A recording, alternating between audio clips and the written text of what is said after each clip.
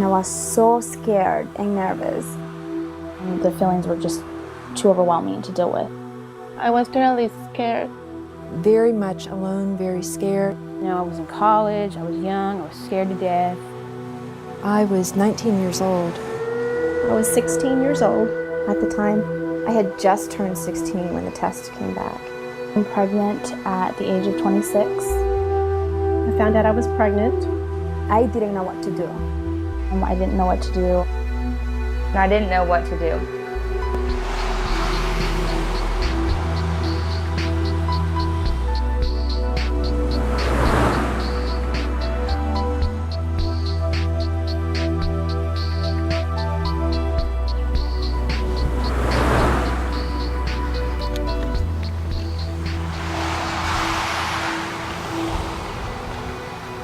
I was 18 when I found out I was pregnant.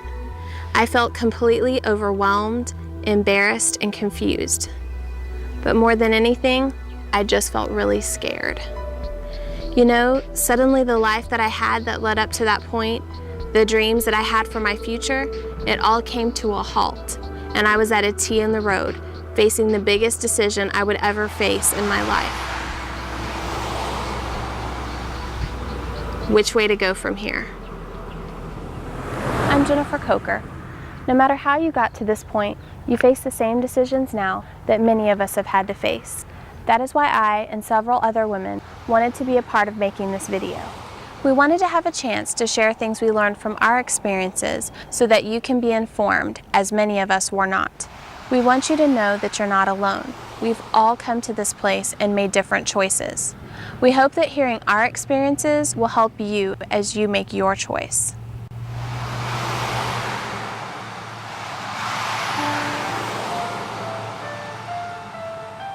And I felt overwhelmed because it was my decision.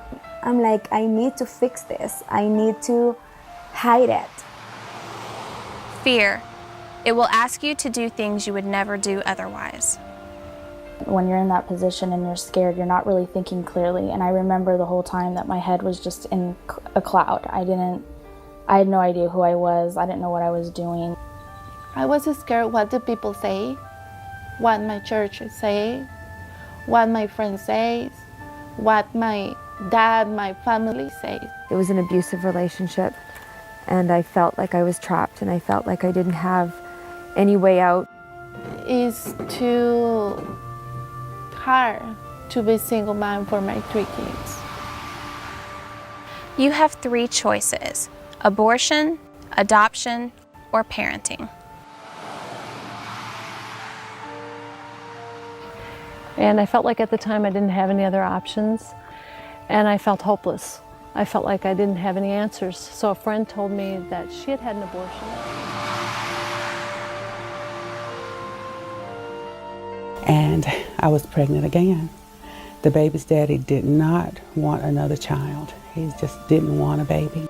Gave me a name of a friend, an adult, said she was going to help me, and she ended up giving me the name to Planned Parenthood.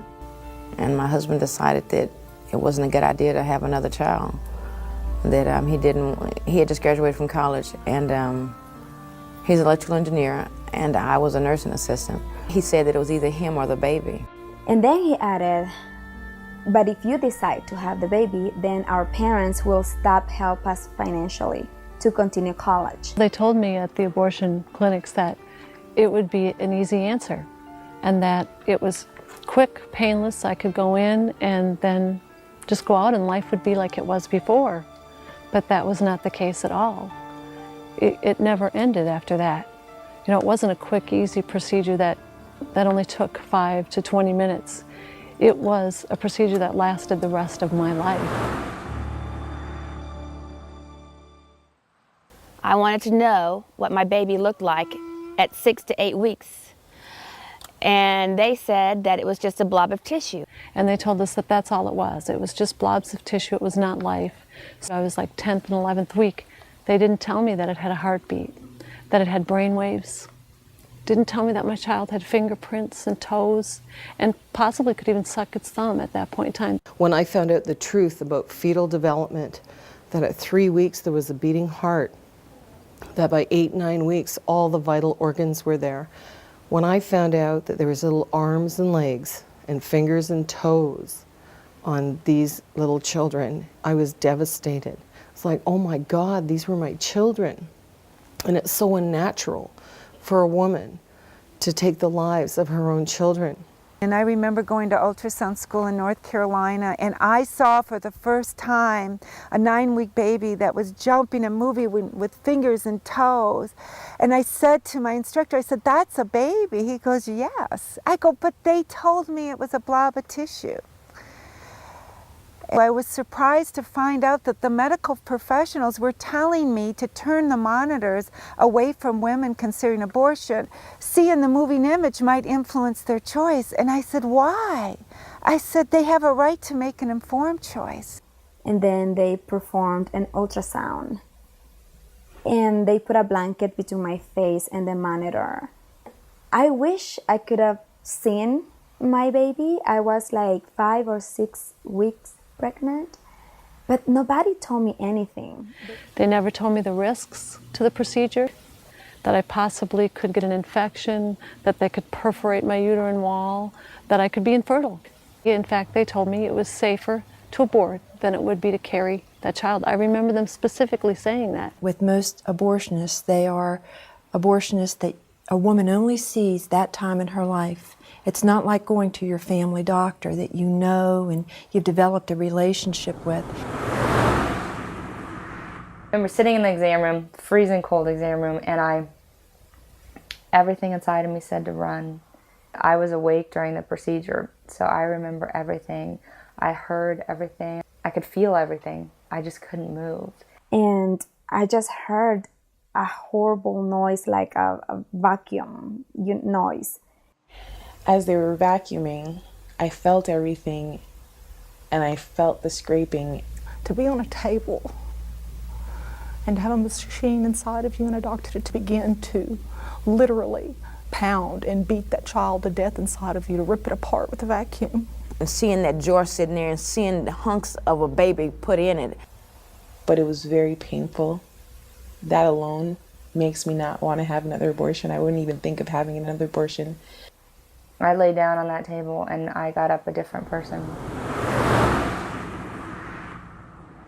Right after I woke up, I knew something was terribly wrong. I felt a tremendous emptiness and a loss. And still I was trying to fill up this emptiness that I had inside of me. But nothing works. Nothing works. The hole never goes away. When the grandchildren came, it was even worse because now I had babies to hold. And it was very difficult. And so everywhere I went and I saw babies and pregnant women, I felt so sad. And the worst part was that I could not share that with anybody. And I immediately started to remove all of those promises that I had made, that I would never smoke, drink, use drugs, do all of the wild partying. And one by one, I started to use drugs, alcohol, bulimia, all of these things to try and stuff the pain in my life. I started drinking. I am an alcoholic, as I always will be. I never touched a beer or nothing before that. I turned 40 and I began to use drugs. Hadn't ever done any type of drug in my life. I'd only been a mother, a wife, and I worked. I thought I could run from everything, but I couldn't. And I just kept drinking and kept doing drugs and became promiscuous because I thought if I hated myself so much, the only way somebody was going to love me was if I gave them something in return.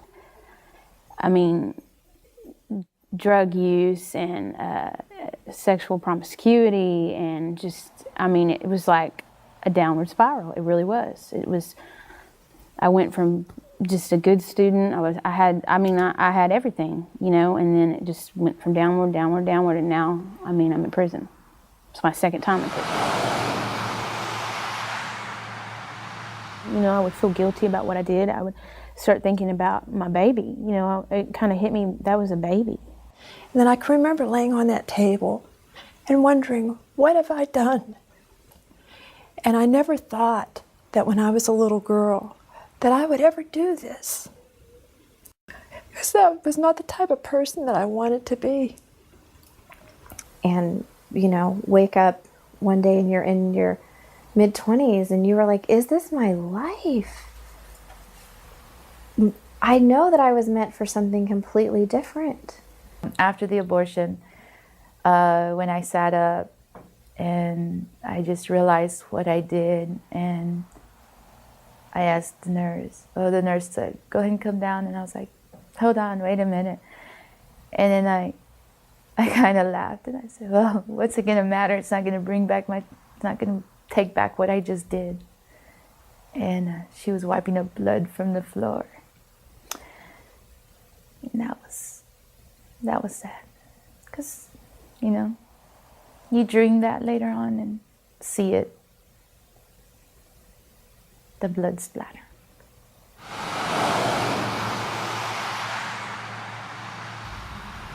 I would just lay in bed and cry, and I had suicidal thoughts. I wanted to end it all. I didn't want to be here anymore if I couldn't have that baby back. I got some prescription medication, and I took as much of it as I could ingest.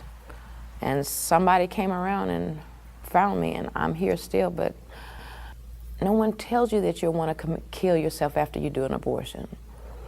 And you won't, and I never thought I would be the type of person that would try and kill myself after an abortion. I thought that I could handle it, or that I could deal with it. It's just something that you do, and it's over and it's done. But it's not that simple. It starts off as just something, a fix-all, but it turns out to be a nightmare out of hell. I wish I had never done it.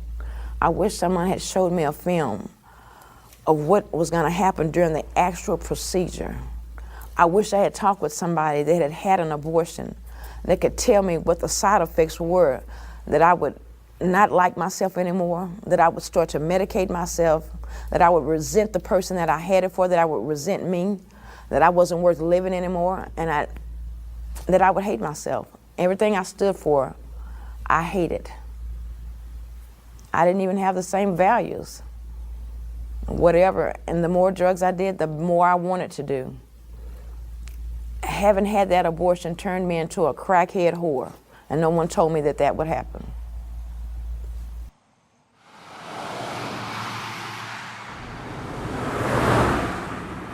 And the doctor, when she finished, asked me if I had had abortions. I hadn't told her to begin with, and I said I had. And she said, what we found is that one of your tubes is 90% blocked, the other one is 100% blocked, and you will never have children because of those abortions. What that suction from that machine did was literally pull your tubes down flush with your uterus, and they are blocked. And at 30 years old, I was told that I couldn't have a baby.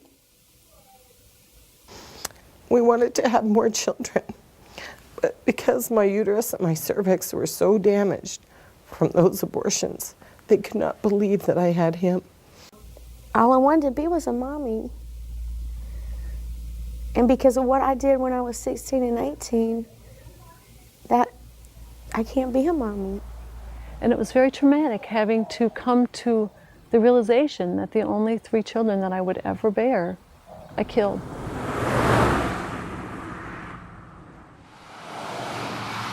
There's 28 studies linking breast cancer to induced abortion. I've already had 2 lumps removed from my left breast. I had problems with my cervix, and I had to have medical procedures, very painful procedures. Had brought problems with my breast. And so that was a threat of breast cancer and cervical cancer. The first pregnancy that I had was the result of a date rape when I was 14. And I made a decision to place that child. And I know in my heart today that my daughter has been able to fulfill her purpose. Her life was not in vain. My mother had a baby out of wedlock, and she put my brother up for adoption, and we have an amazing relationship with him now. He is so grateful that my mom chose to keep him and give him up, and you know, we're in his life and in his future, and we're going to be able to see him have kids and get married, and it's different psychologically, but it's definitely a better choice than to wonder for the rest of your life how it was supposed to be. Well, now I know that I could have given my baby for adoption if I wanted to continue college. And when I thought, how can anyone give their baby to someone else to take care of, you know? And then, you know what, comparing to the abortion, at least my baby would have been alive. I would have given my baby a gift, the gift of life. And not to only my baby, but to a couple that maybe were wishing to have a baby. I wish my story was the single mom story or the adoptive, the birth mom. I wish that I had seen adoption the way that I see adoption now. And you would give anything to have a little picture to show somebody, this is my child, this is their life, this is what it meant.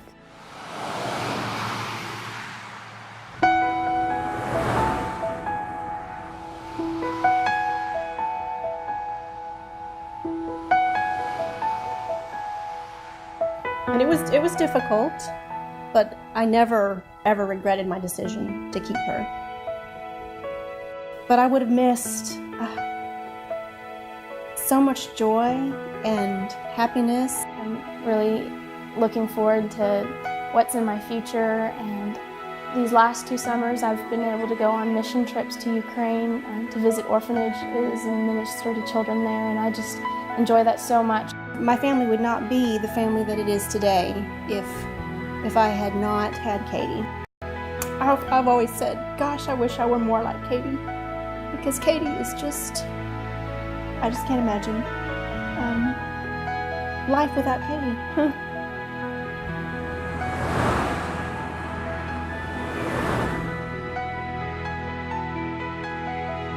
Well, my mom was in college and my dad had just gotten his first job, and they met back in 1971, and it wasn't very much later that they got together and conceived me, and they weren't married yet.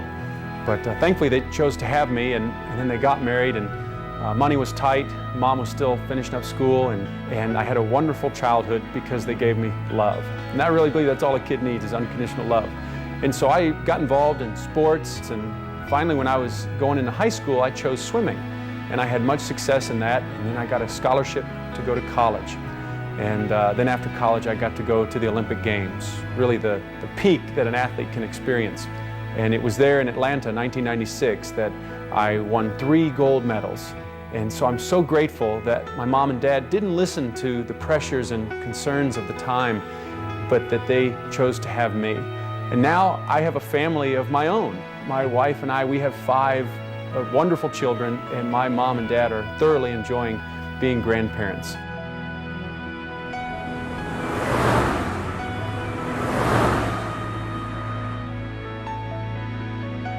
I decided to have my baby when I realized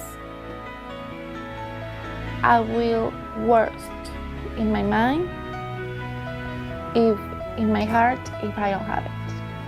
And I know sometimes I don't have money to do some things, I don't have money to do that, but I prefer to don't have money to do that than I don't have my baby. And now my 3 kids love him. And I love him, my mom, my dad, they love him. And I'm really happy. Sometimes I think, what if I don't have my baby now? And I don't want to imagine.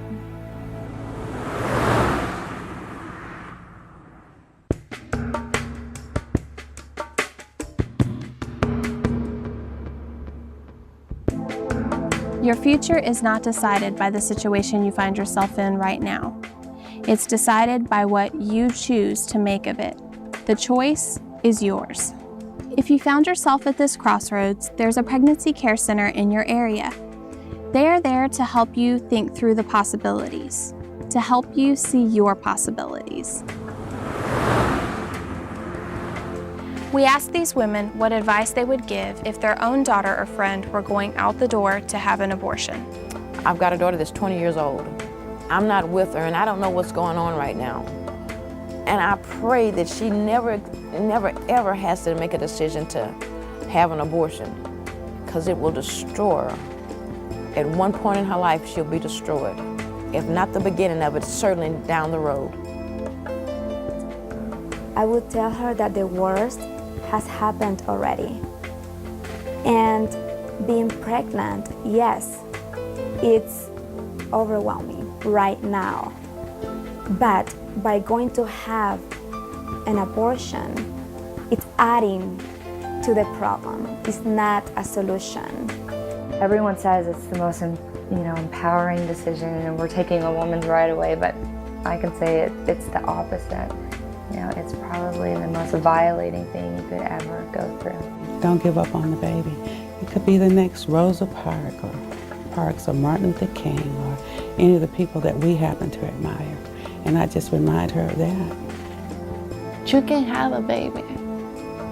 Sometimes you think you cannot have it. You cannot hold the baby, but you can. Just have your baby. Have it, because it's worse if you don't. There is hope and there is a future, but it's different. And instead of plan A, you're going to plan B. There's help, there's hope. We're here to support, not to condemn. And I think just reminding her that, she's a mom right now with that tiny little baby inside, and you don't undo the fact that you're a mom. It just leaves a lasting impression on your heart, and that child will forever be a part of your life. Side effects are forever. There's nothing that erases. There's nothing no pill that you can pop.